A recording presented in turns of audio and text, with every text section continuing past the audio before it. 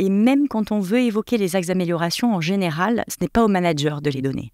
C'est au collaborateur de prendre conscience de ce qu'il en est. Et donc, c'est à travers une phase de découverte, un peu comme le sales ferait avec son client. Il ne va pas lui dire tout de suite quelles sont exactement les fonctionnalités qui vont lui correspondre et les bénéfices clés qu'il aura identifiés pour lui. Bienvenue sur le podcast de We Are Sales. Aujourd'hui, j'ai le plaisir de recevoir Pauline Brun, qui est Head of Sales de Ringover. Bonjour Pauline. Bonjour Corentine. Je suis ravie de te recevoir aujourd'hui parce qu'aujourd'hui, on va enfin prendre soin de nos managers de sales. Je les regarde parce que je sais à quel point ça n'a pas été facile pour eux, comme pour toi d'ailleurs, parce que tu as pris ton poste il y a 3 ans, si je ne me trompe pas, chez Ringover. Exactement. Dans des contextes qui franchement ne sont pas évidents, contexte post-Covid. On en parlait toutes les deux, il y a l'individualisme qui a pris le dessus sur le collectif. Quoi d'autre ? Il y a aussi la flexibilité, le distanciel en fait, qui ne facilite pas non plus le job des managers. L'interaction avec nos clients qui ont complètement évolué. Avant, on allait les voir, on les invitait à déjeuner, on allait sur des événements et des salons, et puis tout d'un coup, stop. Tout s'est arrêté là. Et il faut continuer à motiver nos équipes et à garder du lien avec eux. Exactement. Et on dit beaucoup aussi du coup aux managers d'être dans l'empathie avec les collaborateurs. L'inverse, on le dit moins et pourtant il en faut. Il faut aussi prendre soin en fait des managers. C'est ce qu'on va faire aujourd'hui toutes les deux sur ce podcast. Et puis, j'avais une autre idée en tête que j'ai complètement perdue. Mais écoute, ça va me revenir de toute façon au fil de notre discussion, tout simplement. Très bien. En tout cas, sache que je suis là pour échanger sur les tips, mes trucs et astuces auprès des sales managers forcément, mais pas que. Aussi auprès de nos sales, puisque j'ai une certaine expérience de ce côté-là avec des petits trucs et astuces. Donc, je suis à ta dispo. Voilà, exactement. Et alors, pourquoi je t'ai invité à parler de ce sujet-là, toi en particulier, c'est parce qu'en une décennie, tu as fait 7 ans, si je refais un petit petit retour en arrière, tu as fait 7 ans sur le terrain en tant que sales dans un industriel qui est leader sur son marché, qui a été une formidable école de commerce pour toi. Et tu as eu des postes de management seulement chez Ringover, hein, c'est ça, un éditeur de logiciels en hyper croissance, ou tu l'as été aussi avant? Je l'ai été aussi avant. Tu l'as été avant. Mais pour refaire effectivement l'histoire, école de commerce d'abord, donc tu l'as bien dit, et ensuite cette multinationale américaine. J'y suis rentrée pour 3 raisons, mais ça je t'expliquerai après pourquoi. Ouais. J'ai toujours été drivée par ça, c'est 3 raisons ou 3 moteurs dans une entreprise. Ok. Et aujourd'hui chez Ringover depuis 3 ans. Voilà, et donc j'étais en train de dire pourquoi moi je t'ai invité toi, c'est parce qu'en une décennie, tu as eu quand même une ascension dans ta carrière qui est impressionnante. Même chez Ringover, tu as managé, je crois, 3, 20, puis 35, si je ne me trompe pas, en sales. Commerciaux, exactement. Voilà, donc comment on fait ? Comment on manage aussi une couche hiérarchique supplémentaire qui sont les managers. Donc tout ça, on va en discuter toutes les deux. Avant tout, est-ce que pour ceux qui ne connaissent pas encore Ringover, et pourtant il y a eu une grosse actualité ces derniers jours qui ont été annoncées, avec une levée de fonds à 20 millions, bravo à toi, bravo à tes équipes. Oui, surtout aux équipes Ringover, bien entendu, puisque c'est un travail d'équipe. Et je suis effectivement très heureuse pour cette série B, levée de 20 millions avec de très beaux investisseurs, comme la BPI France ou Orange Ventures, donc on est ravis. Super. Non, c'est d'autant plus impressionnant que 2023 n'est pourtant pas une année qui est propice en fait aux levées de fonds. Complètement, exactement. Je suis d'accord avec toi. Je trouve que la saveur de cette levée est toute particulière, puisqu'on sait qu'aujourd'hui les investisseurs sont beaucoup plus regardants. La rentabilité, la productivité, le côté sain d'une entreprise aujourd'hui et ses capacités évolutives et de croissance. Donc on est heureux en tout cas que des investisseurs aient pu nous faire confiance et maintenant c'est à nous de continuer la cadence. Ça je compte sur toi là-dessus. C'est un centaure ou pas encore? Pas encore. Ringover. Ça va l'être, bientôt. On espère. Tu vas travailler pour. Bien, alors est-ce que tu peux nous présenter, c'est ce que j'allais justement te demander, est-ce que tu peux nous présenter la solution Ringover et surtout à quelle problématique finalement vous répondez? Très bien, donc tu as déjà bien résumé, Ringover aujourd'hui offre une solution donc de communication, on est éditeur de logiciels, une solution de communication multicanal sur lesquelles tu vas retrouver toutes les conversations que tu peux avoir avec tes prospects ou tes clients via le SMS, via la visio, via des appels téléphoniques, mais également les réseaux sociaux maintenant. Parce qu'encore une fois, c'est un produit qui n'a cessé d'évoluer avec nos clients au fur et à mesure de ces 4 dernières années. Donc Ringover a été lancé en 2018. Moi, je les ai rejoints en 2019. Effectivement, on était 50 collaborateurs. Aujourd'hui, on est plus de 300 et on a un objectif de croissance jusqu'à 120 collaborateurs en plus d'ici la fin de l'année. Donc, très belle en tout cas performance. À nous de tenir le rythme. Et donc, cette solution aujourd'hui de communication multicanal s'adresse plutôt aux départements commerciaux et à nos supports clients, par exemple, pour accroître la productivité des équipes et surtout satisfaire la relation client et l'améliorer.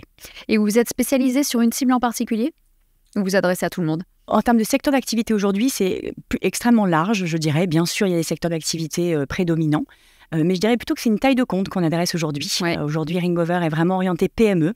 On veut offrir une solution de communication multicanal simple à utiliser, ergonomique, qui s'intègre avec les outils métiers en quelques clics sans être un technicien.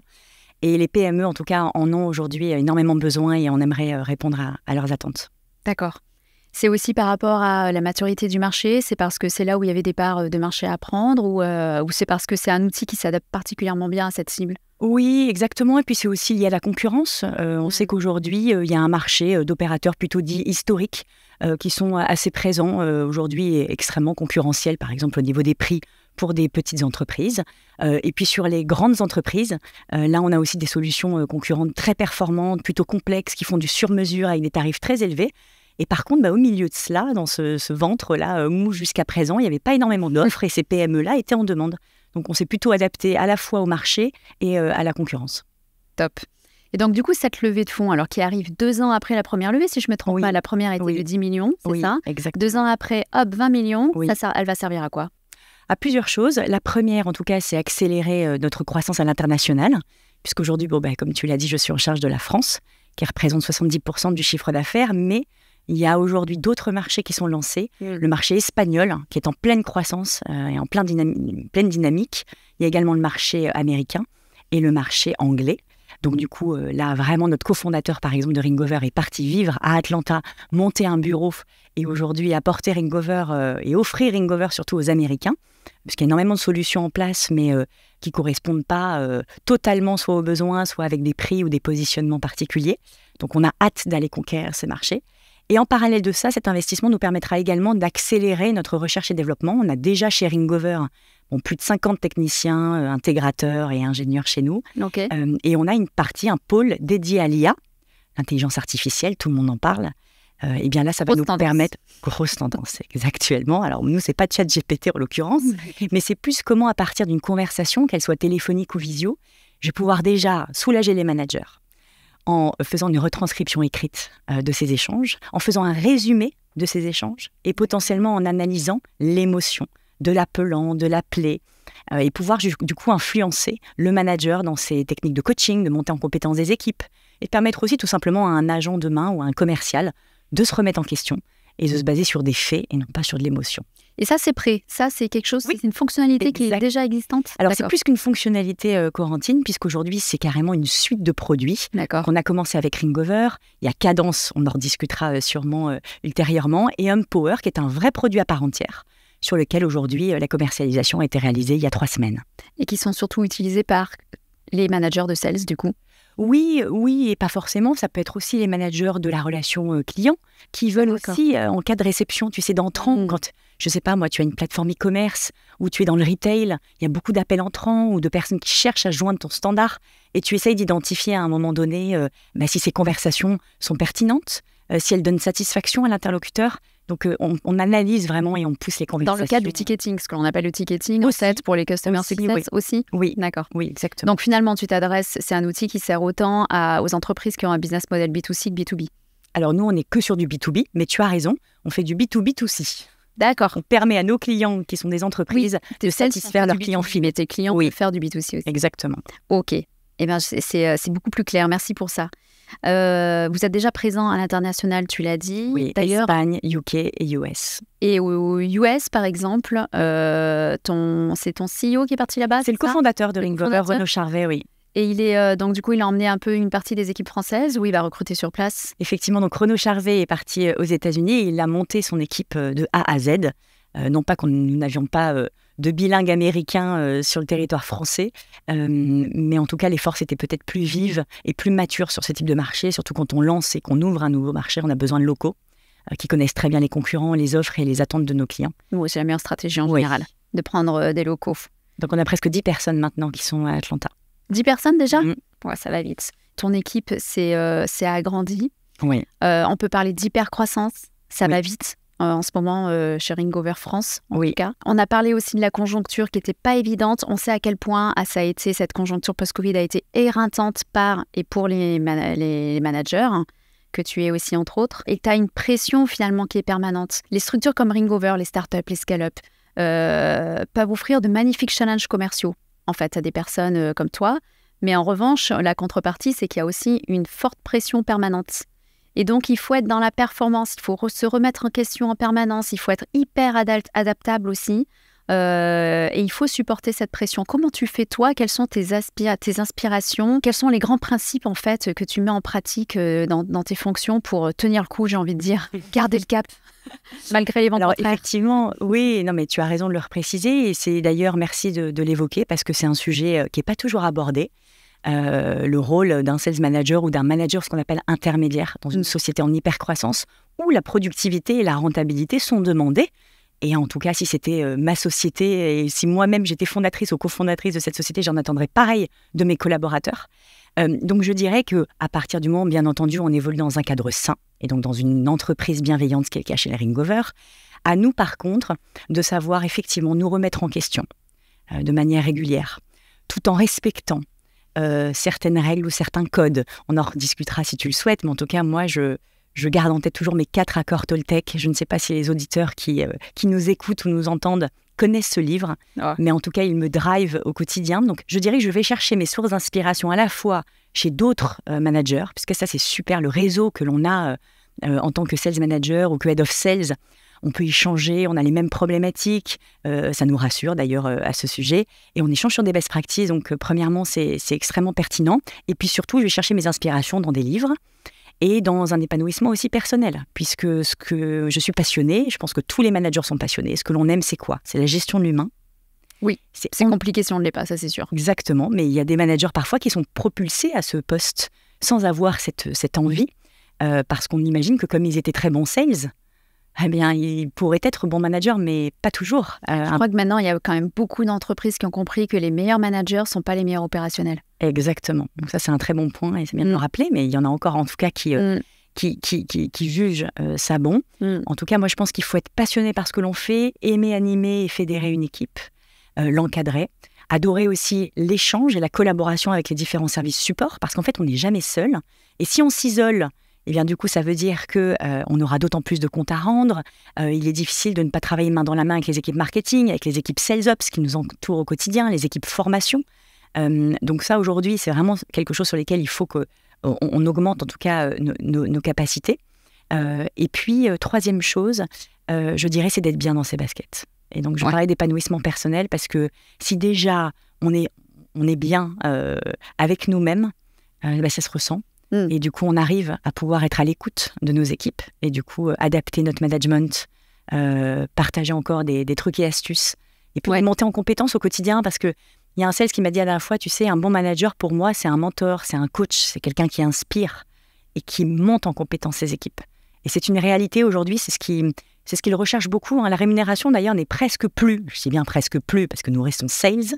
Donc, le variable est important, la quête, le challenge, les objectifs et la surperformance, mais la forcément. Quête de sens, ça a tout autant de... Mais la quête de sens. Exactement. Ouais. Exactement.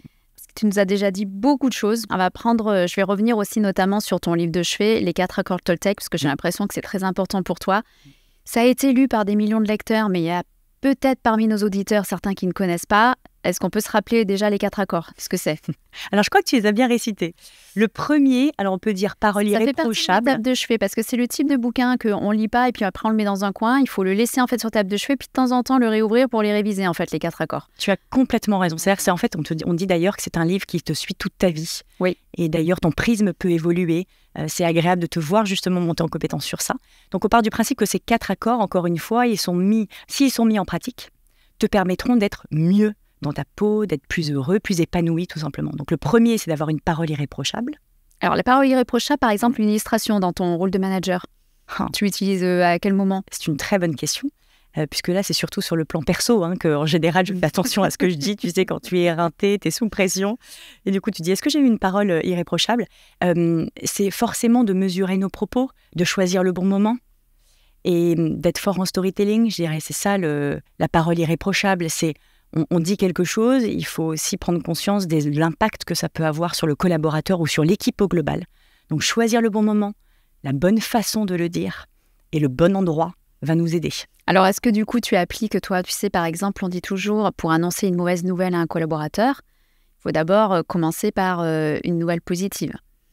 C'est, par exemple, si on veut critiquer un travail qui a été rendu, admettons, un livrable, c'est merci déjà d'avoir été réactif ou de l'avoir rendu en temps et en heure, j'en ai pris connaissance, voilà les axes d'amélioration, et puis il faut que la mauvaise nouvelle soit prise en sandwich entre deux bonnes nouvelles. Et donc terminer toujours par une note positive. Tu m'épates parce qu'effectivement, tu connais déjà les trucs et astuces d'un bon manager, entre guillemets, qui tient justement un entretien avec un collaborateur. On sait effectivement que les choses qui vont être dites lors de cet entretien avec le collaborateur ne vont pas toujours faire plaisir. La première chose déjà qui est importante avant même tout cela, c'est la préparation. C'est je prépare cet entretien, je prépare le collaborateur pour que le jour J, il sache, il soit prêt. Et comme on ne se base que sur des faits et pas sur de l'émotion, il est presque déjà au courant de ce qui va se passer. Tu veux dire qu'on te convoque, par exemple, pour lui annoncer une mauvaise nouvelle, admettons. Voilà. Il faut que tu l'aies déjà bien préparé en fait au préalable, que tu aies distillé quelques petits messages de l'écrit, qu'il ne soit pas étonné. Du feedback, un plan d'accompagnement personnalisé, un timing avec des attentes très particulières, des KPIs. Et une fois que du coup le compte rendu et qu'au bout de 3 semaines, les KPIs n'ont pas été appliqués et que j'ai fait 1 relance, 2 relances, 3 relances, normalement, le collaborateur sait que de toute façon, il n'est pas forcément en position de force et qu'il va devoir accepter et prendre conscience qu'il faut soit qu'il s'améliore, soit qu'on prenne une décision un peu moins appréciable. Et donc, je dirais la préparation dans un premier temps. Et après, tu as raison, dans la tournure de l'entretien, on commence toujours par un message positif. Oui. Et même quand on veut évoquer les axes d'amélioration, en général, ce n'est pas au manager de les donner. C'est au collaborateur de prendre conscience de ce qu'il en est. Et donc, c'est à travers une phase de découverte, un peu comme le sales ferait avec son client. Il ne va pas lui dire tout de suite quelles sont exactement les fonctionnalités qui vont lui correspondre et les bénéfices clés qu'il aura identifiés pour lui. Donc, ce qu'il faut faire, c'est poser des questions ouvertes, qui justement, là, on parle de technique d'entonnoir, donc on commence au plus large pour pouvoir aiguiller tranquillement le prospect là où on veut l'amener. Et c'est pareil pour le collaborateur lors de cet entretien. On commence par une question comme « Tu t'es senti comment sur cet exercice ?» Rappelle-moi quel était l'objectif et l'enjeu. Et du coup, est-ce que tu as atteint ou pas cet objectif et cet enjeu? Si oui, pourquoi? Sinon, pourquoi? Est-ce que tu peux m'en dire plus? Comment est-ce qu'on pourrait faire pour que la prochaine fois, cela ne se reproduise pas? Donc, c'est sans cesse des questions en entonnoir qui nous permettent du coup d'amener l'esprit du collaborateur dans une direction où lui-même va prendre conscience de ce qu'il aurait pu mieux faire. Et Ringover est un super outil pour ça parce que forcément, je vais souvent me rebaser sur un call que j'ai entendu, sur une visio que j'ai observée. C'est pour ça que les faits sont importants, l'historique. Alors là, c'est quel produit du coup qui va aider le manager? C'est Ringover, par exemple. Oui, l'enregistrement de toutes les conversations. C'est pas Cadence, c'est pas Empower. Alors, non, tu peux aussi avoir l'analyse conversationnelle, effectivement, sur Empower, mais déjà, le fait juste de pouvoir réécouter les appels, avoir un résumé, ou pouvoir regarder une visio, va nous permettre d'aiguiller à la fois dans la montée en compétence de nos équipes, parce que n'oublions pas que moi, mon objectif en tant que manager, c'est juste de le monter en compétence. C'est pas d'entrer dans un conflit, c'est pas de critiquer son travail, c'est de faire qu'au quotidien, puisqu'on forme une équipe, mon objectif, c'est le sien. Enfin, en tout cas, mon objectif aujourd'hui, c'est clairement l'objectif de mes commerciaux. Je suis incentivée dessus, donc c'est important de le rappeler. Ma rémunération aujourd'hui est clairement associée complètement et forcément en lien avec la performance commerciale de mes équipes. Donc, je dois être leur moteur, je dois les accompagner au mieux pour qu'on atteigne ensemble ces objectifs collectifs. Il y a un vrai parallèle, en fait, entre le rendez-vous entre le manager et son collaborateur et un rendez-vous avec un prospect. Ouais, un vrai parallèle avec les fonctions sales. Donc, finalement, il faut avoir un mindset sales très fort quand on est manager aussi, quel que soit le pôle. Pas uniquement les head of sales, en fait. Ouais, c'est quand on a dans la relation, en fait, avec ses collaborateurs. Et du coup, ça me fait penser qu'on se contredit un petit peu parce qu'on a dit, il y a quelques minutes, que finalement, les meilleurs managers n'étaient pas les meilleurs opérationnels, sauf que les top performers qui maîtrisent parfaitement les méthodes de vente, finalement, pourraient très bien l'appliquer aussi en tant que manager après auprès des collaborateurs. D'ailleurs, toi, tu as été top performer dans ta carrière quand tu as été sales. Oui. Et tu es devenu, du coup, manager aussi par ce biais-là. Oui, tu as raison, ça a été effectivement un tremplin. Dans cette question. Alors, c'est compliqué, mais je dirais que c'est plus quelque chose que tu as en toi, ce côté, par exemple, leadership. Le fait d'inspirer, le fait d'être innovant, le fait de créer, de vouloir toujours, par exemple, sortir, le fameux out of the scope, tu sais, sortir de cette boîte, de ce cadre que l'on t'a donné, pour innover, pour chercher des solutions, pour ne pas juste envisager des problématiques, mais arriver avec de vrais plans d'action concrets. Ça définit déjà et ça détermine quand même un bon manager. Donc, tu as raison, les meilleurs managers aujourd'hui ont pu être les meilleurs sales et vice-versa. Néanmoins, il y a quand même certaines compétences clés que le manager doit avoir. Et au final, même si les techniques sont les mêmes, encore une fois, c'est dans la pratique, dans l'exercice et dans l'apprentissage que tu deviens meilleur. Donc, un bon manager, même s'il a été bon sales et qu'il sait faire une phase de découverte vis-à-vis de son prospect, tu as raison, ce sont presque les mêmes techniques utilisées. La patience est différente. La passion humaine, en tout cas, fait la différence. Oui, exactement. C'est ça, finalement.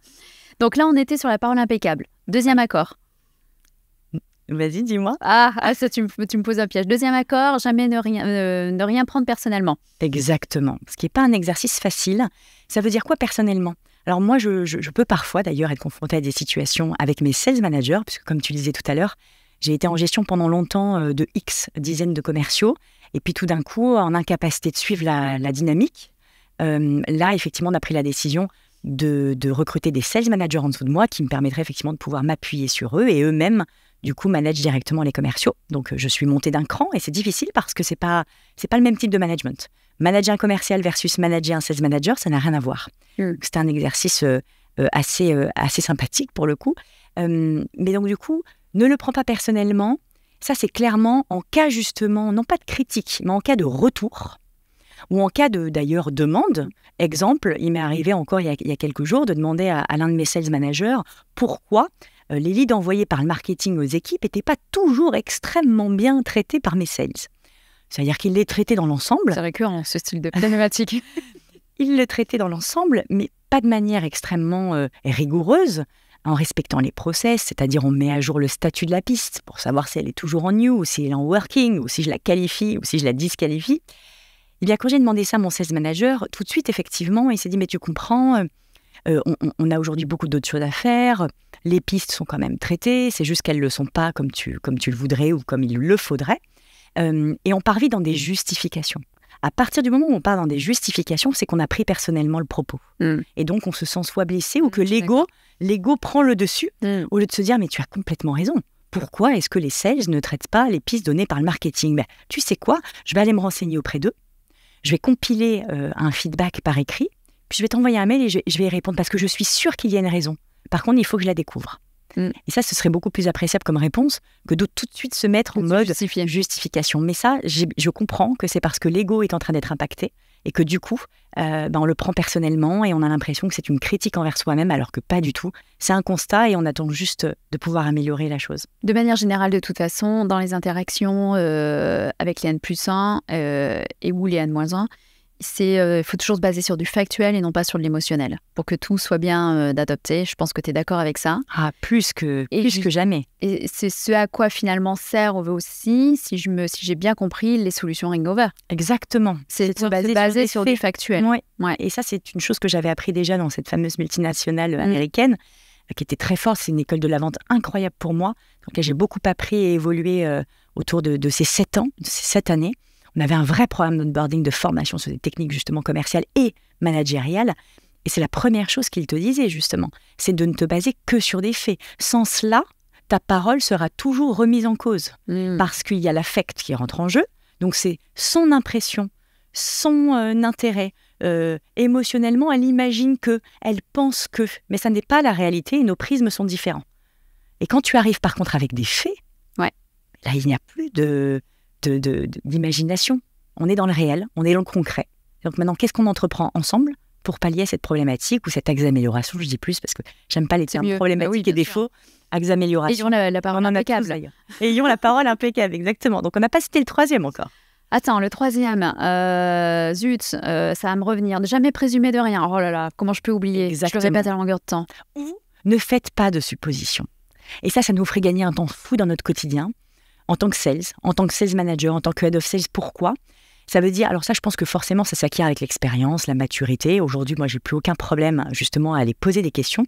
Mais c'est quoi faire une supposition ? Parce que les sales qui nous écoutent pourraient aussi se poser cette question.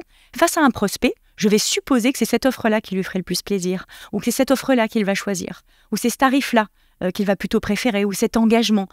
Mais pourquoi est-ce qu'on suppose ? Posons la question. Ou je suppose que s'il ne me répond pas actuellement au téléphone, c'est soit qu'il est en vacances, soit qu'il est en train de me ghoster. Je suppose que s'il n'a pas signé alors que je l'ai mis en commit pour ce mois-ci, qu'il est censé tomber mon deal et qu'il ne tombe pas, je suppose et je présume que parce que mon prospect soit était champion ou n'était pas décideur ou était en vacances ou s'est blessé. arrêtons de supposer, posons les questions. On devait signer ensemble à la fin du mois. Nous avons déjà passé 4 entretiens ensemble. Un premier, il y a une phase de découverte, on a pu identifier telle et telle chose. On a eu un rendez-vous sur la démonstration du produit où il y a eu cet effet waouh. J'ai rencontré telle personne chez toi, telle personne chez toi. J'ai été ravie de collaborer. Tu as testé notre solution pendant 7 jours. Qu'en est-il ? Qu'est-ce qui te manque pour passer à autre chose ? Ça, c'est la version sales, c'est la version manager du coup. Exactement. Et maintenant, la version manager, sur ne faites jamais de suppositions.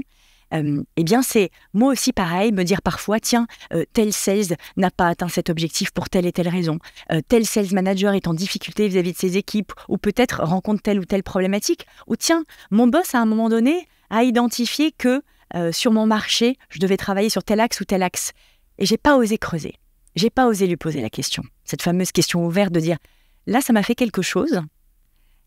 Est-ce que tu peux m'en dire un peu plus ? C'est-à-dire, est-ce que tu remettais en cause mon travail ? Est-ce qu'il était question plutôt d'une problématique globale ? Et donc, qu'est-ce que tu entendais par là ? Et en fait, on creuse. Quand je parle d'éviter les suppositions, c'est les suppositions qui nous amènent à penser mal. Pas forcément à se sentir bien, parce que dans ce cas-là, gardons nos suppositions, si effectivement elles sont bonnes. D'ailleurs, dans le livre, ils reprennent l'exemple de, je croise quelqu'un dans la rue, il me regarde avec un sourire immense et je me dis, oh, cette personne me trouve jolie, gentille, ou me connaît peut-être. Ça, c'est une supposition qui n'est pas désagréable. Par contre, quand on rentre dans des suppositions désagréables, là, il faut aller crever l'abcès.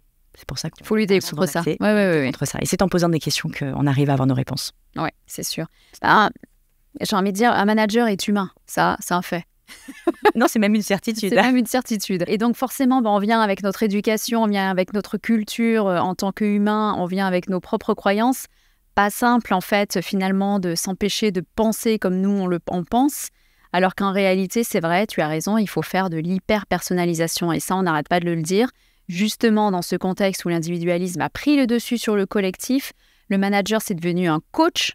Il y a beaucoup maintenant de personnes qui sont là pour lui faire gagner du temps, les sales enablers notamment, qui vont l'aider à mettre en place les bons outils pour gagner des gains de productivité, etc. Donc, au niveau technique, au niveau support, au niveau outils, etc., il a tout ce qu'il faut pour pouvoir libérer du temps et en passer de plus en plus, en fait, finalement, avec ses équipes et faire de l'hyper-personnalisation. Ça, c'est indispensable. Je pense que tu es d'accord avec moi. Ah oui, à 100%. Et c'est ce que recherchent aussi nos collaborateurs aujourd'hui. Et puis, encore une fois, le manager est humain, mais le sales également. Alors, moi, il y a 2, on va dire, techniques que j'aime bien utiliser, et d'ailleurs qu'on peut utiliser même avec un prospect ou un client. C'est la technique DISC, je ne sais pas si ça te parle. Ah bah bien sûr. Les 4 couleurs, le bleu, le rouge, le jaune et le vert, qui permettent d'identifier depuis des années. Nous, chez Ringover, on a eu la chance de le faire avec tous les collaborateurs. Donc, chacun connaît sa couleur prédominante. Et ce qui permet du coup de pouvoir adapter aussi sa communication. On sait qu'un bleu, il est beaucoup plus factuel, quelqu'un de froid, en tout cas d'apparence bien entendu, qui a besoin d'être rassuré, d'avoir un cadre et une certaine rigueur organisationnelle. À l'inverse d'un jaune qui est dans la surempathie et d'un rouge qui est plutôt à tendance directive. Donc tout cela, effectivement, va nous permettre de pouvoir apporter un niveau d'hyper-personnalisation plus élevé qui va donner satisfaction à nos collaborateurs. Et on sait qu'aujourd'hui, le marché des sales est très concurrentiel. Donc, on veut à la fois s'entourer des meilleurs, mais les garder. Donc, cette technique peut être utilisée. Et puis aussi, forcément, ta méthode de management. Il y a parfois un management directif ou un management collaboratif, délégatif, participatif. Je crois qu'il n'y en avait pas d'autres. On va dire que j'ai tendance à utiliser plutôt le participatif et puis le directif en fonction des profils sales que j'ai. Même si aujourd'hui, je manage encore des sales managers. Donc, là, encore une fois, je dois d'autant plus m'adapter. Je suis entourée uniquement d'hommes. Tu as combien de sales managers à manager en second line ? En fait, non, en vrai, j'en ai 5, dont une femme qui s'appelle Sophia, qui est super, qui gère toute la partie inbound. Et j'ai 4 superbes sales managers, hommes, qui, eux, gèrent la partie outbound, avec de comptes exécutifs. Et donc, ça fait partie de l'onboarding chez Ringover. On passe forcément, en fait, par à la moulinette, j'allais dire, pour savoir quelle couleur tu es, et tout connaître de toi, comment tu fonctionnes, et s'adapter, en fait, à toi en matière de management. Oui, exactement. Alors après... ce serait mentir que de dire que là, les 3 dernières promos des 3 derniers mois ont eu effectivement DISC, parce que je crois que c'est actuellement en gérance côté formation. Mais bien sûr, ça a été fait pour l'ensemble des collaborateurs et c'est quelque chose qui nous tient à cœur et qu'on retrouve aujourd'hui d'ailleurs dans des outils qui sortent et qui nous permettent nous-mêmes d'adapter notre communication par email, par SMS ou par téléphone avec nos prospects quand on les appelle. Est-ce qu'ils veulent quelque chose, un échange extrêmement bref, concis, précis, ou alors est-ce qu'ils ont besoin de plus de détails, est-ce qu'ils ont besoin d'être rassurés ou est-ce qu'il faut rentrer là aussi dans l'empathie, la séduction et l'émotion? Donc, ça nous aide, encore une fois, et ça nous permet en tout cas d'avoir des drivers pour pouvoir monter en compétences et satisfaire nos... Qui a mis ça en place historiquement, tu le sais? Est-ce que c'est les sales enablers ou est-ce que c'est les RH? Oui. Alors, les deux. Les deux, tu as raison, ce sont les deux pôles, puisque aujourd'hui, la DRH gère le pôle formation et donc Sales Enablement chez nous. Donc, c'était de pair. Et j'ai trouvé ça extrêmement pertinent. Et on en rigole aussi aujourd'hui des couleurs des uns et des autres. Oui, j'imagine. Donc, c'est important de s'y adapter au quotidien. La team bleue, la team rouge. C'est à peu près ça. Les sales, en général, je dis bien en général, sont rarement bleus. On le sait, ils ont tendance à être plutôt jaunes ou plutôt rouges. Il peut y avoir quelques exceptions à la règle, ça m'est arrivé. Mais en tout cas, là, dans l'équipe que j'ai à l'heure actuelle, on est plus sur du rouge et sur du jaune. Alors qu'un sales manager, effectivement, il va vouloir, lui, donc il y a aussi ce qu'on appelle le comportement adapté, où là, on va s'adapter. Il y a le naturel et puis l'adapté. Le naturel, c'est votre couleur inédite, phare, celle que vous êtes chez vous, par exemple, ou dans votre vie perso. Mais au travail, parfois, on doit l'adapter.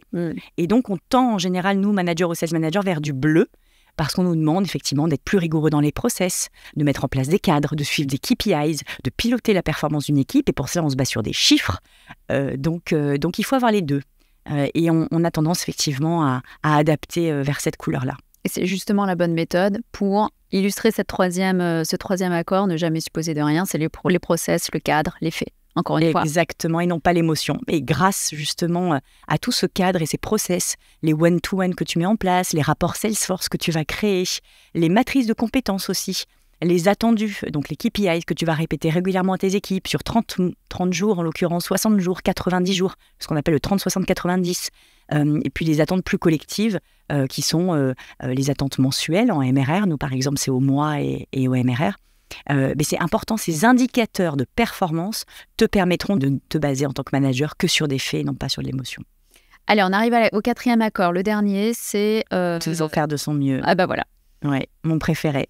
C'est parce qu'effectivement, oui, ça paraît une évidence, mais aujourd'hui, on sait également que parfois, le manque d'engagement, le manque de motivation, ou le fait de faire trop de suppositions, le fait de prendre les choses trop personnellement dans une entreprise, et puis du coup, le fait de ne pas avoir une parole irréprochable ou de sentir que quelqu'un n'a pas de parole irréprochable envers nous-mêmes, eh bien, on perd un petit peu la motivation, et donc à ce moment-là, on ne fait pas toujours de son mieux. Et c'est vrai que c'est ce qui manque aujourd'hui dans cette génération de 16-là, c'est qu'ils se transcendent, qu'au quotidien, je me fixe un objectif.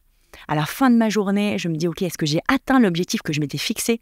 C'est difficile pour un sales manager, quand il encadre entre 7 à 10 personnes, de devoir, de manière journalière, vérifier si l'objectif a été tenu. Donc, j'engage tous les sales qui nous écoutent à prendre aussi leurs responsabilités. Je suis sales, j'ai été sales, on a le droit d'avoir des petits coups de mou, c'est normal, on ne peut pas toujours être bon, et on n'est pas bon partout. Il faut aussi le reconnaître et savoir justement se faire aider ou déléguer pour ses parties. Mais je dois aussi prendre mes responsabilités, et donc je dois être moteur de ma propre activité.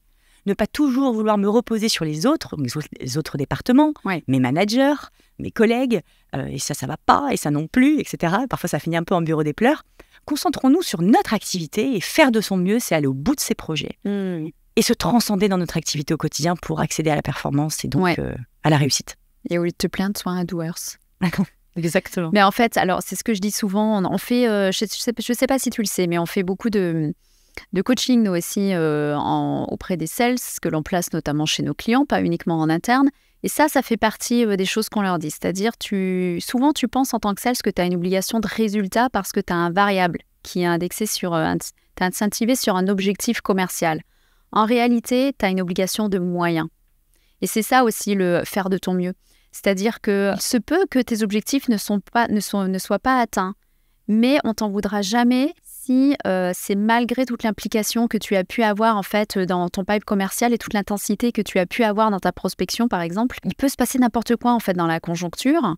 Une entreprise, un organisme vivant en fait qui est directement influencé par tout ce qui se passe à l'extérieur. Peut-être que c'est un problème aussi de pricing, peut-être que c'est un problème de produit. Donc tu n'es pas forcément le fautif si jamais les objectifs ne sont pas atteints. D'autant plus si toi, tu as mis tous les moyens qui étaient à ta disposition pour essayer d'atteindre tes objectifs. Et en fait, en général, quand même, ça paye justement de mettre tous les moyens qui sont à notre disposition. Exactement. Donc, on oublie souvent que déjà, l'échec fait partie de ce métier. Ça se saurait si c'était facile et si on gagnait à tous les coups et si on closait à tous les coups, on serait tous milliardaires, ce serait formidable. Donc, on oublie que le boulot de sales, c'est un boulot de doers, justement. Fais ton boulot. C'est-à-dire, et te prendre des portes, ça en fait partie. Donc, remets-toi en question, pose-toi les bonnes questions à chaque fois. C'est pourquoi ça ne marche pas pour essayer de s'améliorer en permanence et faire en sorte que le taux de conversion, il s'améliore. Mais en tout cas, c'est pour moi, en tout cas, faire de son mieux, tu vois, c'est ça.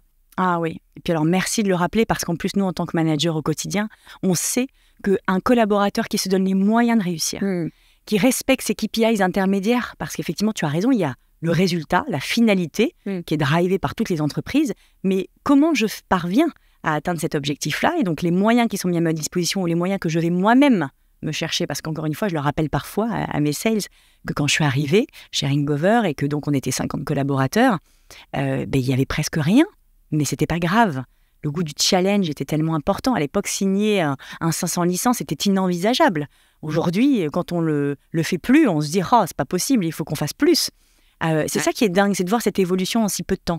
Donc, tu as raison d'insister sur les moyens et donc sur cette responsabilité aussi individuelle. Et surtout que nous, en tant que manager, si les moyens sont en tout cas bien exécutés et bien utilisés, mais que le résultat n'est pas là, je vais, moi, en tout cas, et c'est mon objectif dans ce cas, de chercher là où il y a eu un manquement. Est-ce que c'est dans le pitch ? Est-ce que c'est dans la phase de découverte ? Est-ce que c'est dans le taux de conversion entre la démonstration qui a été réalisée et la signature du deal ? Est-ce que c'est dans la gestion des différentes étapes du cycle de vente et donc il y a un problème plutôt sur le closing ? Mais c'est génial parce que quelqu'un qui, en tout cas, aura essayé et aura atteint tous ces moyens, eh bien, en fait, il faut juste qu'il soit bien accompagné ensuite par son manager. C'est vrai. Et alors, du coup, pour terminer sur les accords Toltec, est-ce que tu sais qu'il y a un 5e accord Toltec ? Oui, je le sais, mais je te laisse en parler. Donc, là, c'est toi qui me challenge pour voir si j'ai bien appris mes classiques. Le 5e accord, si je ne me trompe pas, c'est soit sceptique, mais toujours à l'écoute. Donc, je crois que ça fait partie aussi des conseils que tu donnes à tes managers. Oui. Comme à tes sales, d'ailleurs. Oui. C'est l'écoute. Exactement. Écouter l'autre, avoir envie d'écouter aussi. Et alors, il y a une technique, par exemple, qui s'applique à la fois pour les sales managers, mais également pour les sales. Je ne sais pas si tu la connais, c'est la technique du silence. Bien sûr. Moi, je leur dis souvent, compter jusqu'à 4. C'est long 4 dans sa tête, avant de parler, avant de voir. Quand on a une pulsion et qu'on veut prendre la parole pour couper la parole, en plus à son prospect, c'est jamais une bonne idée, parce qu'on risque de passer à côté aussi d'informations très importantes. Tu vois, je voulais faire l'exercice, mais j'ai même pas pu parce que tu as tout de suite parlé. Je voulais compter les 4. Mais on est très forte pour donner des conseils depuis tout à l'heure, en fait, mais on les applique pas sur cette conversation. C'est pas bien du tout. Il faudra qu'on revoie ça. Non, mais tu as raison, parce que tu as voulu rebondir juste sur ce levier. Mais la technique du silence, en fait, le silence aujourd'hui crée des malaises. Il y a des gens qui ont du mal avec ce qu'on appelle le blanc. Pas facile. Surtout sur un podcast. Pour ceux qui nous écoutent, ça n'a pas bugué. C'est juste qu'on a essayé de garder le silence.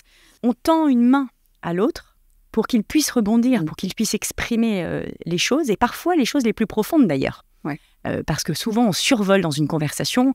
En plus, il y a des sales qui me disent parfois « Pauline, j'ai bien posé mes 10 questions et je ne comprends pas pour autant, je n'ai pas réussi à avoir toutes les informations pour mon médic ou pour ne louper aucune information pour raccourcir mon cycle de vente. » Mais dans les 10 questions que tu as posées, est-ce qu'il y avait une intention d'écouter? En plus, on appelle ça l'écoute active, c'est savoir aussi rebondir sur ce que dit l'interlocuteur. Mais l'écoute active au quotidien, elle est rarement utilisée.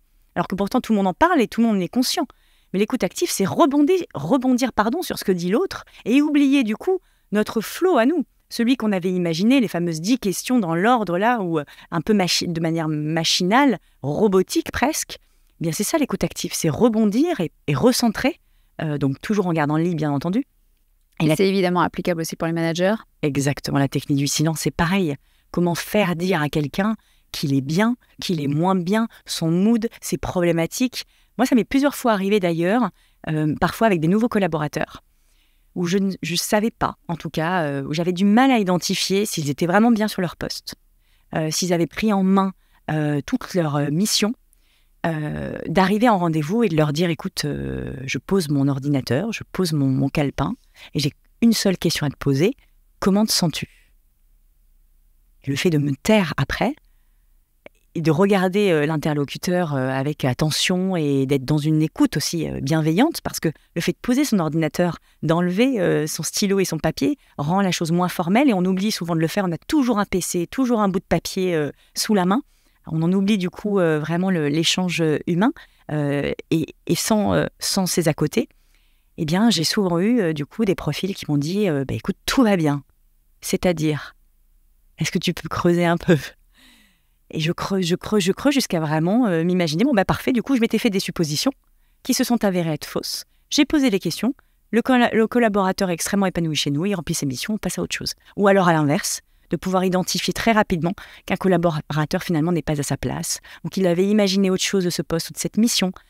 Par exemple, un peu plus d'inbound, ou des cycles de vente moins longs, ou bref, différentes choses comme ça, et elles sont hyper importante à identifier. Tu réagis à ça d'ailleurs, c'est important parce que on est dans un contexte, on est sur un marché de talents pénuriques. La rétention est hyper importante, tu l'as dit toi-même. Est-ce que c'est un motif de séparation avec le collaborateur ou est-ce que tu arrives à le remotiver en fait sur les cycles de vente qui sont les vôtres ou sur la demande? Enfin, tu vois, c'est un très bon point. Déjà, à quel moment, finalement, tu te dis, faut que je me sépare de lui ou alors il y a encore une collaboration possible? Alors, et c'est ce que je dis toujours à mes sales managers, en général, on se base déjà pour identifier si un commercial est un bon profil et qu'il peut en tout cas rester chez nous et être en performance. Parce que mon objectif aujourd'hui, c'est qu'un sales soit épanoui. S'il performe, nous performons tous. S'il ne performe pas, nous ne performons pas. Donc, il faut être dans cette dynamique. Jusque-là, on est d'accord. Jusque-là, on est d'accord. Donc, effectivement, on identifie 3 choses. La première, c'est depuis qu'il est arrivé ou qu'elle est arrivée, quelles ont été les réalisations faites. Ça peut être des signatures de deal, ça peut être l'atteinte de KPIs, type nombre de calls ou les R1 qui ont été pris, le nombre de démos qui ont été faites. La deuxième chose, c'est à date. Oui. À date, l'activité, l'état d'esprit, le faire savoir également, le savoir-être du collaborateur dans l'entreprise, à l'instant T. Donc là, c'est plutôt une photographie de l'instant présent. Et enfin, la projection. Je regarde qui a-t-il dans son pipe, les opportunités qui ont été potentiellement ouvertes et soulevées, la valeur de ces opportunités, le timing de closing. Et en fonction de ces 3 indicateurs, je vais pouvoir savoir est-ce que ce collaborateur-là, en tout cas, peut être en succès chez nous. Une fois que j'ai la réponse, à moi maintenant de savoir s'il est en mesure de monter en compétence, de changer, d'évoluer et d'être prêt à le faire. Et c'est à moi en tant que manager de l'inciter à me dire en toute transparence, écoute, oui, je suis capable, j'ai envie de rester, j'ai envie d'évoluer. Par contre, mes besoins seraient plutôt une formation sur ce point-là, un accompagnement précis là-dessus, de la double écoute, travailler en binôme avec un collaborateur, donc un homologue, pour que je puisse monter en compétences, un one-to-one avec toi, régulier, une fois par semaine, une fois par mois, etc., etc. Et mettre en place un plan d'action, ce qu'on appelle un PIP, je ne sais pas si ça te parle, oui, ou un pack pour les hauts performeurs, etc. C'est quelque chose qui peut faire peur quand on est sales. Mais voyez-le comme une opportunité parce qu'on y passe tous déjà, on a tous des axes d'amélioration, on n'est pas tous en performance tout le temps. Donc le fait d'être dans un plan d'action personnalisé nous permet vraiment d'appuyer, entre guillemets, là où ça fait mal, de ne pas nous reposer sur nos acquis, de capitaliser sur nos forces et du coup d'imaginer comment je peux être encore meilleur en étant à l'écoute justement de ces axes d'amélioration. PIP, pour ceux qui nous écoutent, ils savent parce que c'est plan individuel de performance. Exactement. Ok. Et donc, toi, tu en as pour chacun, excuse-moi, oui, de tes sales managers. Donc mes sales managers en l'occurrence, alors pour le moment, ils ne sont pas en PIP, eux. Par contre, dans leurs équipes, effectivement, on identifie des profils qui ont besoin d'être plus accompagnés parce qu'il y a eu un mois ou un trimestre en sous-performance. Comment on va pouvoir les accompagner au mieux? Est-ce qu'il y a une prise de conscience du collaborateur sur ce sujet? C'est aussi très important. On ne peut pas accompagner et monter en compétence quelqu'un qui n'a pas conscience qu'il a besoin d'aide. Alors, juste une question là qui me vient. Les périodes d'essai, chez toi, c'est combien? C'est de manière classique? Renouvelable. Bon, c'est classique. Et donc, du coup, est-ce que tu as identifié à quel moment il fallait faire ce point d'onboarding, en fait, pour savoir si on peut continuer ensemble ou pas, l'aventure? Ah bah alors déjà, il y a un point à 3 mois ou avant 3 mois. D'accord. Pour savoir si on prolonge. Donc ça, 3 options. Dans l'agenda, ils savent qu'ils auront un point d'onboarding dans 2 mois, 3 mois. Donc, il y a prolongation de période d'essai, confirmation de période d'essai ou fin de période d'essai. Je veux aussi rappeler que c'est jamais évident pour nous également en tant que manager. C'est pas un exercice facile. Moi, j'ai eu l'occasion d'y être confrontée à plusieurs reprises. Je ne m'y ferai jamais, mais ça fait partie de la vie d'une entreprise. Oui. Et ce qui est important aussi de reconnaître, c'est qu'un sales qui n'est pas à sa place dans une entreprise ou qui n'est pas à son poste idéal et qui ne sera pas en performance ne pourra pas être épanoui. Il n'y a rien de pire que l'échec. Oui. La culture de l'échec, on n'en a pas envie quand on est sales. On a envie d'être en succès. On a envie justement de valoriser les succès et de les fêter. Et donc, le manager a un rôle aussi à ce niveau-là, d'apporter des indicateurs de performance et parfois des signaux d'alerte sur des manquements. Je fais mon maximum pour le monter en compétences. Si par contre je vois qu'il y a un plafond de verre trop élevé, oui, il faut prendre des décisions. Ça me fait penser du coup à l'accord justement dont on parlait, l'affaire de son mieux. C'est-à-dire que le manager, il doit amener les moyens en fait à son collaborateur pour qu'il puisse s'épanouir et performer. Le collaborateur, il a l'obligation d'utiliser ses moyens pour performer et pour s'épanouir. Et c'est là seulement, si ça marche pas, que on peut dire on a tout essayé d'un côté comme de l'autre. Donc moi, je t'ai formé, je t'ai suivi, etc. Je t'ai coaché. Le collaborateur, il a tout essayé aussi de son côté. Il y a mis en tout cas du sien, de l'intensité, de l'énergie.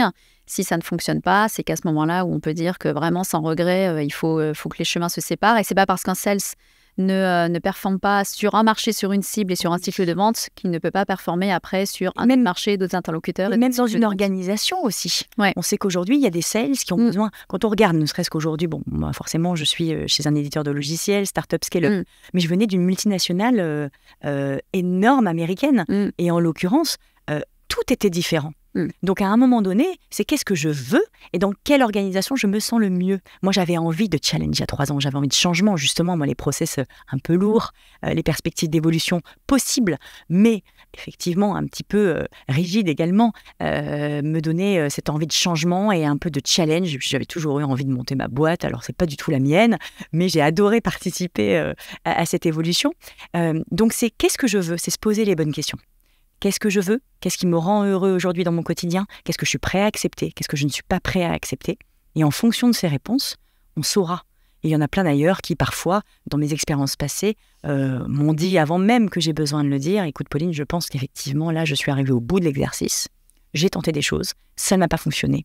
Du coup, je préfère m'envoler. Alors, juste un petit partage aussi d'expérience là-dessus. C'est depuis le temps que l'on recrute en fait des candidats sales, que l'on manage des sales. Chez Dreamcatcher Sales, ce que l'on a constaté, c'est que souvent, c'est au bout de 2 mois ou 3 mois qu'il y a un vrai essoufflement et qu'il faut remotiver en fait le sales. Parce qu'au début, c'est excitant, tout est nouveau, on nous apprend plein de choses, on rencontre les nouveaux collègues, etc. Et puis, il y a toujours un moment, surtout si on est sur des cycles de vente qui sont un peu longs, où on doit remplir le pipe commercial, c'est redondant comme discipline, et on ne voit pas tout de suite le fruit de notre boulot. Et on est épuisé parce qu'on a dépensé déjà beaucoup d'énergie sur les premières semaines. Donc, c'est à ce moment-là que doit intervenir, je pense, le point d'onboarding dont tu parlais. Ça tombe bien, c'est juste avant en fait, le renouvellement de la période d'essai. Et où on doit identifier, où on doit montrer aussi, le manager doit montrer à son collaborateur, voilà, regarde tout le parcours que tu as déjà effectué jusqu'à maintenant, qui doit être capable de lui dire de manière très sincère, je pense que tu manques un peu d'intensité ou que tu n'as pas tout donné ou que tu es seulement à 80% en fait, de tes capacités. Et ce que j'attends de toi pour la deuxième période d'essai, par exemple, c'est vraiment de te voir à 100%, voir ce que ça donne. Mais en même temps, c'est remotivant, je trouve, pour le collaborateur de se poser, de prendre de la hauteur et de se dire « Ah ok, j'ai déjà quand même fait tout ça comme amélioration, comme apprentissage. » Et c'est normal. Alors, il faut rassurer le collaborateur sur le fait que c'est un point d'onboarding. Ça ne veut pas dire que l'onboarding il est terminé. Il a encore le droit d'apprendre, en fait, à ce stade-là. Mais surtout, c'est pour lui donner, en fait, un repère sur voilà où tu en es et voilà, en fait, où ce qui te reste encore à parcourir comme apprentissage, quoi, en fait. Et c'est extrêmement sain également parce que ça permet de prendre de la hauteur sur les réalisations, comme tu le disais, les réalisations passées, de voir jusqu'où le collaborateur en est arrivé et de pouvoir faire des projections sur l'avenir. Et c'est là qu'effectivement un plan d'action personnalisé peut arriver également et surtout mettre en lumière les améliorations du collaborateur. Parce qu'on n'en a pas parlé pendant ce podcast, mais c'est toujours aussi intéressant de voir qu'en général, le profil sales a tendance à vouloir être meilleur là où il est déjà bon. Donc tu sais, tu te reposes sur tes acquis et puis tu sais que tu es extrêmement fort sur telle ou telle partie, mais tu veux encore être plus fort. Et on a tendance du coup à repousser un peu à plus tard la montée en compétence sur nos vraies problématiques, nos vraies axes d'amélioration, ce sur quoi on n'est pas très bon. On se dit que ça compensera d'être encore meilleur là où on est déjà bon. Alors que ce point intermédiaire, effectivement, avant période d'essai, te permet de mettre en lumière tes forces et tes axes d'amélioration pour l'avenir. C'est bien de parler d'axes d'amélioration. On a quand même beaucoup parlé, du coup, on a mis en parallèle les 5 accords. Maintenant, on va inclure le 5e, Toltec avec le rôle de manager. Est-ce qu'il y a un autre livre que l'on trouverait sur ta table de chevet si on veut? Alors, il y en a plusieurs, effectivement. Alors, il y en a un déjà, bon, ça c'est plutôt pour nos auditrices, entre guillemets, en tout cas, je suggérerais ce livre. Ça s'appelle « Écoute ton corps » de Lise Bourbeau. Écoute ton corps? Oui, écoute ton corps. Pourquoi que auditrice? Parce que effectivement, je vois pas du tout mon mari ou certains de mes sales, par exemple, lire ce type de bouquin. Donc, en tout cas, ça serait peut-être moins inspirant pour eux. C'est vraiment le fait quand on est maman et qu'en plus on a un poste avec des responsabilités et que on est épouse aussi, c'est de savoir être, on va dire, trouver cet équilibre, pardon. Et pour cela, il faut être à l'écoute de son corps, connaître ses limites et pouvoir aussi avoir un rythme de vie assez sain. Je sais qu'aujourd'hui, même pour un 16, je leur dis tout le temps, vous êtes comme des sportifs. Donc la préparation est capitale, c'est sûr. Et surtout l'hygiène de vie. Donc il faut bien manger, il faut bien dormir. Un 16 qui, en tout cas, dort peu et ne mange pas très bien, mais ça se ressent aussi au quotidien, dans nos performances de session de call ou dans la dynamique justement que l'on peut avoir. Ce sont des fonctions très énergivores. Exactement. Donc, et en 2 mots, si tu as 2-3 conseils à donner par rapport que tu as retenu, toi en tout cas, de ce bouquin-là? Alors c'était effectivement la préparation, le fait d'être à l'écoute de certains symptômes que l'on peut ressentir. Tu sais, la différence entre le stress et l'adrénaline, par exemple. À quel moment je me dis, tiens, là je suis en situation d'adrénaline ou je suis en situation de stress. En général, d'ailleurs, ça se situe souvent dans le ventre étant le 2e cerveau. Mais c'est important de se connaître et de s'écouter, encore une fois. Et moi, j'ai eu tendance, par le passé, à être plutôt fonceuse. Et donc, du coup, de me dire, de toute façon, au pire, il y aura juste un mur qui m'arrêtera. Donc, ce n'est pas l'objectif du tout. Et en grandissant, et puis effectivement, avec 2 enfants en bas âge aujourd'hui, je veux de plus en plus prendre soin de moi, prendre soin de mon équilibre, pour pouvoir être encore plus performante, justement, pour les autres. Et il y a un autre livre, effectivement, tu as raison, et j'aimerais bien qu'on s'y attarde quelques minutes, parce qu'il est très intéressant. Ça s'appelle « Les 48 lois du pouvoir », donc de Robert Greene, très réputé. C'est même un livre, d'ailleurs, qui avait été interdit à des prisonniers américains, parce qu'on avait peur qu'ils prennent le pouvoir sur, justement, les gérants de prison, enfin les surveillants. Sur les geôliers. Exactement, sur les geôliers. Et puis, je donne un exemple, d'ailleurs, d'une de ces 48 lois du pouvoir. Il y en a une qui s'appelle « Toucher l'imagination ». Donc, ce sont bien sûr que des lois qui te permettront d'atteindre, si tu excelles dans ces pratiques, le pouvoir. D'accord. Et donc, il y en a une qui s'appelle « Toucher l'imagination ». Et donc, je vais lire la petite intro, je la trouve sympa. « On fuit la vérité quand elle est laide et déplaisante. Ne rappelez jamais la réalité sous peine d'avoir à affronter la colère, qui est la fille de la déception. La vie est si dure et si angoissante que ceux qui l'enjolivent par de belles histoires sont tels des oasis dans le désert. Tout le monde afflue vers eux. » Et je reprends du coup l'exemple en règle générale avec les sales managers. Moi, en tant que head of sales, ou même un sales avec son prospect, le storytelling, on peut tout dire. Le fameux. On peut tout entendre, mais encore une fois, ça dépend comment on le dit et quelle est la façon d'exposer les choses. Et nous, surtout en tant que head of sales, quand on est censé driver, motiver, encadrer des équipes au quotidien et leur donner cette vision et cette stratégie qu'ils attendent tous, on doit être bon en storytelling, faire part un peu d'imagination et effectivement d'enjoliver la situation, parce que forcément, c'est plus vers l'oasis qu'on ira que vers le désert. Et alors du coup, tu as entièrement raison, mais alors comment on fait, j'ai envie de te demander, pour être bon en storytelling? Est-ce que toi, par exemple, tu t'es inspiré de personnes, je sais pas moi, de méthodes? Oui, c'est une bonne question. Comment on fait pour être bon en storytelling? Déjà, comme toute chose, on se prépare. Donc, on pose sur le papier, en général, les choses, c'est-à-dire, on fait un constat, on décèle une problématique et on envisage des solutions. Et c'est à travers ces solutions-là qu'on va pouvoir créer comme une dissertation où on doit enjoliver la situation. Donc, on part de ce constat, on évoque une problématique, mais tout de suite une solution. Et le storytelling, c'est quoi? C'est vendre du rêve aux autres aussi. C'est leur permettre, à un moment donné, de se projeter à nos côtés. Donc, il peut y avoir aussi des superlatifs en termes de vocabulaire que l'on utilise, forcément des termes comme problématique, difficulté, sont pas du vocabulaire ou des mots à utiliser. Par contre, il faut être péchu aussi, il faut trouver le bon ton, il faut avoir la bonne gestuelle, être bien ancré et face, on va dire... Les yeux dans les yeux. Oui, exactement, face à l'auditoire. On doit faire passer un message. Les politiques, par exemple, aujourd'hui, ils sont formés pour cela. Hein. Ils sont là pour nous vendre du rêve, en l'occurrence, ou du moins nous donner de l'espoir. Ça passe par le storytelling et c'est énormément de préparation. Alors moi, j'ai fait des cours de théâtre aussi quand j'étais jeune. Ah, c'est top. Ouais, donc ça aide et c'est aujourd'hui que je me rends compte d'ailleurs de la chance que j'avais d'en avoir eu quelques-uns. Donc voici mes conseils pour faire du bon storytelling. Et en fin de compte, à t'écouter, je me rends compte que depuis tout à l'heure, on dit qu'il faut se baser sur du factuel. Il faut prendre de la hauteur quand on est manager. Il faut se baser sur du factuel et pas être dans l'émotionnel.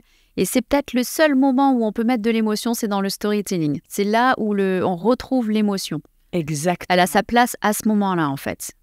Tout à fait d'accord avec toi. Et encore une fois, pourquoi on dit qu'il faut se baser que sur des faits ? C'est parce que c'est le seul moyen de faire prendre conscience aux collaborateurs de ses forces, de ses axes d'amélioration et d'envisager une montée en compétences. Par contre, sur les à côté, tu as raison. Heureusement qu'il y a de l'émotion. Oui. Heureusement qu'on peut échanger. Enfin, on reste des humains. Oui, on n'est pas des robots. Très justement, exactement. Et on ne le souhaite pas, même si on cherche la productivité et la rentabilité. On ne peut pas rentrer dans des cases et on n'est pas des robots. Alors, avec tout ce que l'on s'est dit finalement, pour terminer ce podcast, si tu t'adresses aux managers qui nous écoutent, quelle est ta devise? Quel est, en une phrase, le conseil que tu pourrais leur donner? Alors, on a fait quand même pas mal le tour, hein, à la fois des suppositions, de faire de son mieux, de ne pas prendre les choses personnellement, ne pas avoir un ego surdimensionné, d'être à l'écoute des choses, des gens, de l'environnement dans lequel on évolue, des clients, des prospects, des autres départements. Donc, je dirais plutôt une petite phrase, un dicton comme ça, mettez du cœur à l'ouvrage. On est des passionnés quand on est manager. Donc, mettez du cœur à l'ouvrage, mais ne prenez pas les choses à cœur. De la hauteur, des faits, tout ira bien. J'ai envie de me taire. Tu vois, là, je viens de compter jusqu'à 4. J'applique le conseil du silence parce qu'il n'y a rien à rajouter. Merci beaucoup, Pauline. Merci, C'était un vrai plaisir d'échanger avec toi. Merci également à tous nos auditeurs d'être fidèles sur ce podcast. C'est un véritable plaisir à chaque fois d'essayer de vous trouver les petits tips qui vont aussi vous inspirer et vous aider à remettre du cœur à l'ouvrage. À bientôt pour un prochain épisode.